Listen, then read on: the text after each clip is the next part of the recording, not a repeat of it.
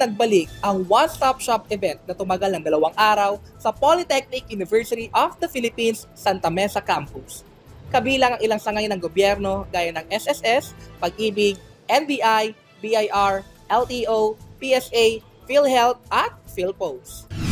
Maaga pa lamang ay may nakapila na para sa one-stop shop event na ito upang ilapit ang serbisyo ng mga government agencies sa mga estudyante, alumni, faculty members at staff ng PUP. Pinangunahan ng Alumni Relations and Career Development Office ang aktibidad na ito.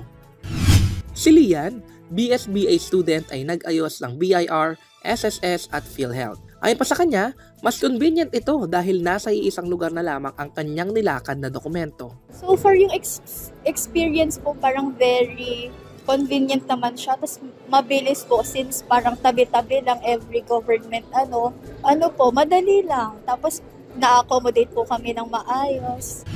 Hinikayat naman si BPED student Bea Aragon ng kanyang coach na kumuha ng mga dokumento sa nasabing event. Sa akin ngayon, clean ID lang ang kinuha ko. Pero sa mga teammates ko, halos kinuha nila mga PhilHealth, mga PSA, National ID. Layunin na nasabing event na mapadali ang pagproseso ng mga dokumento at pag-renew ng ID ng mga PUPians. Samantala, sa kasabay ring araw, inihandog ng Land Transportation Office o LTO ang libreng 15 oras sa theoretical driving course. Ani Gerald, lecturer ng nasabing kurso, maaari na makakuha ng student license permit kung ang aplikante ay nakapasa sa assessment nila. So sa una, pag ikaw po ay nakapasa sa theoretical driving course, ito bibigyan ng certificate na ito ay gagamitin mo doon sa pag-apply ng student permit. Sana magkaroon pa ng second batch. Okay, so wala pa tayong advice kung kailan yung ating second batch.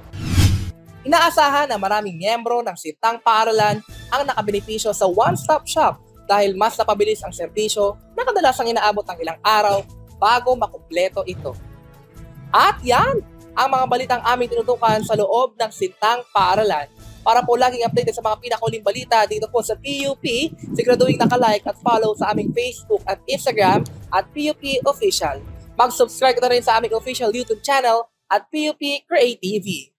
Muli, ako po si Nathaniel de Guzman, Tanglaw ng Bayan.